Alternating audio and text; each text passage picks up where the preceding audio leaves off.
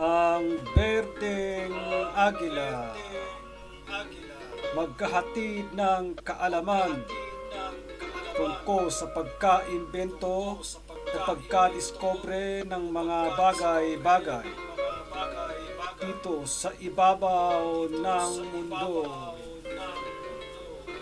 Ang berdeng agila.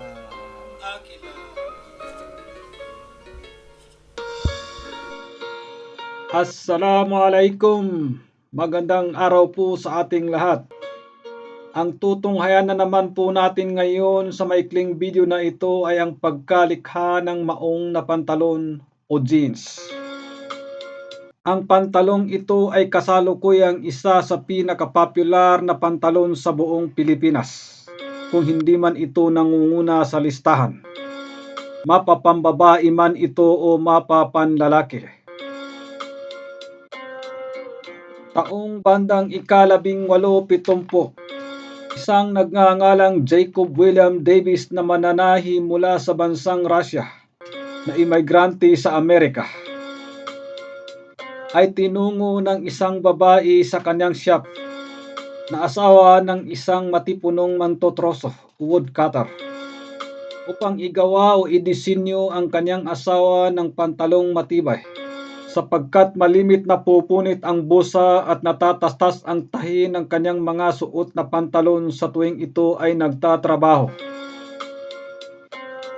Si Jacob William Davis ay nananahi din ng mga pang-heavy duty na mga gamit, gaya ng mga tolda, panta ng mga kabayo, at maging ang takip ng wagon. Ang manta ng kabayo ay may straps na kanyang ginagamitan o nilalagyan ng mga tansong rivets.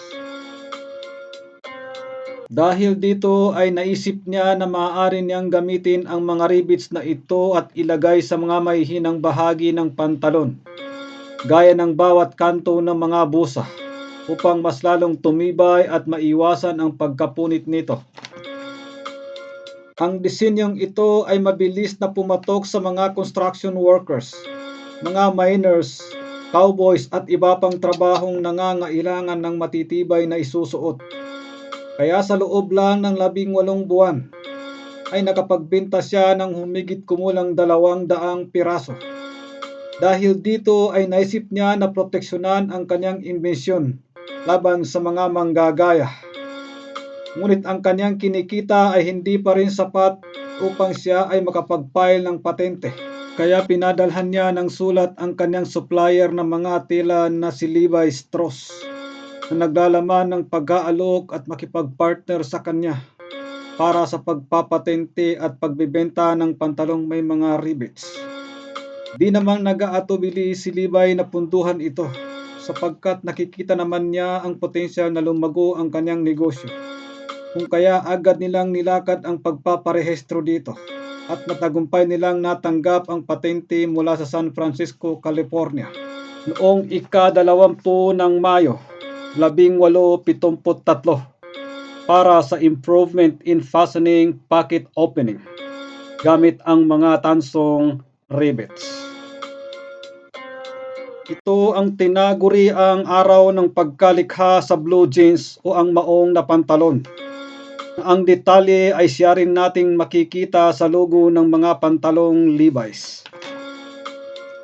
At ang kauna-unahang na pantalon na ginawa nila ay ang may lot number na 501 na idinisenyo para lang sa mga lalaki, na ang tawag nila noon dito ay waist overall, sapagkat ang disenyo ng pantalong bago lumabas ang 501 ay mayroong bibiro at strap sa balikat na tinatawag nilang overall. Ang 501 ay hanggang B1 lang, kaya tinatawag nila itong waist overall.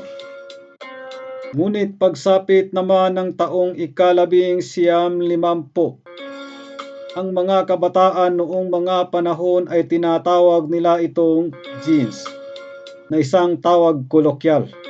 Ngunit naging popular ang salitang ito bilang tawag sa pantalong maong, lalong-lalo na noong gamitin ito ng dalawang aktor na sina Marlon Brando at James Dean sa kanilang pelikula. At dahil dito ay napagtanto ng kumpanyang Levi's na ang waist overall na pangalan ay unti-unti na itong natatabunan. Kaya bandang mga taong ika-19 na po ay pinalitan na rin nila ang tawag dito sa pamamagitan ng kasalukuyang sumisikat na pangalan na jeans. At dito na nagsimulang maging popular bilang casual na kasuotan sa Amerika hanggang ngayon at maging sa buong mundo. Ang pangbabaing jeans naman ay naisip lang ng kumpanyang Levi's na idisenyo noong taong ika-1934 nang may minsan silang makita na babaeng nagsuot ng panlalaking maong na pantalon. At ang unang pangbabaeng pantalon na ginawa nila ay ang lot number na 701 na noong una ay karaniwan lang ginagamit ng mga babaeng nagbabakasyon na pumupunta sa mga ranso upang sumakay ng kabayo. Kapag may natutunan ka at nagustuhan mo ang ating paksa sa video na to, paki-like naman at subscribe para updated ka sa mga susunod pa nating mga video. Maraming salamat po.